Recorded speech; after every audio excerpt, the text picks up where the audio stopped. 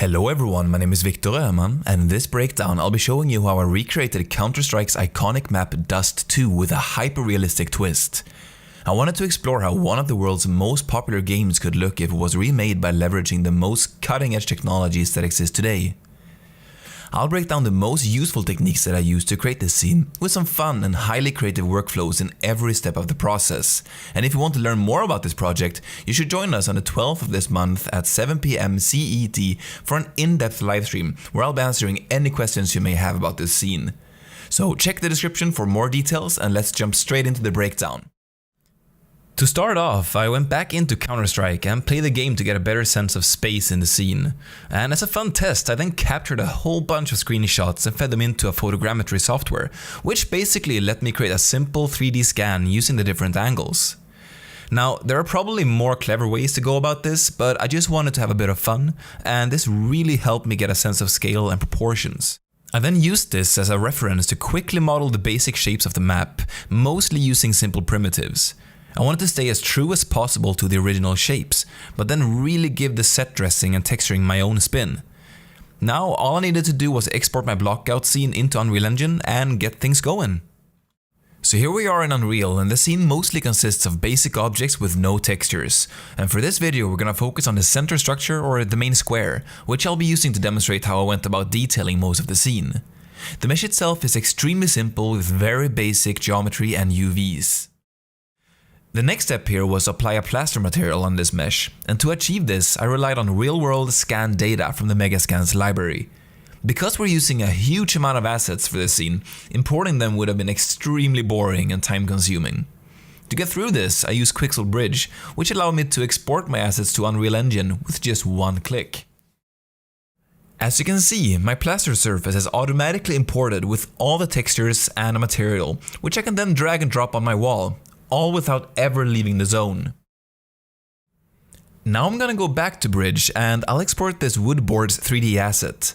This asset consists of multiple different wood planks, so all I needed to do was randomly pick one of them from the content browser, then move, rotate and scale them around my structure. I make sure to use several of the different planks as well as to rotate them around to maximize the variation I get from them to avoid repetition. I'll speed up this process a little bit. I'll also add a couple of planks around the door to create a really old and worn door frame. Once the planks are placed where I want them, I drag and drop this material from the content browser on top of my door, which was a fairly simple box, but now it looks like a realistic door that really helps sell our overall composition. I'm also adding a couple of these low stone walls on top of this structure to help give it a nice detailed sort of crowning. All the assets I'm using in this scene have been imported with one click using Bridge and the UE4 live link. Once I'm happy with these wall assets, let's move on to talk about trim sheets, what they are and how to create them. Now I'm just gonna add a very basic mesh around the corner here, and so far it's just a basic mesh, but we'll create a custom trim sheet using Quixel Mixer to have a nice set of bricks to apply to it. Trim sheets are basically tileable textures which you can apply to your models to create crownings, panels, damage and so on to specific parts of your model. My layer stack in the mixer was fairly simple for this one, and I used a black color in the top layer as shown here as an opacity mask in Unreal.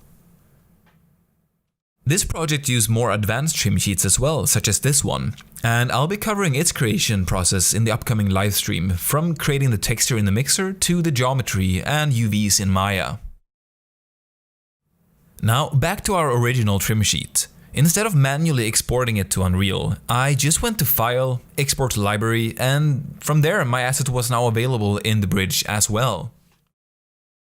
Now if I drag and drop my trim sheet material from the content browser to my mesh, you'll notice that it instantly looks much more realistic and detailed, and the overall structure feels much more believable as well.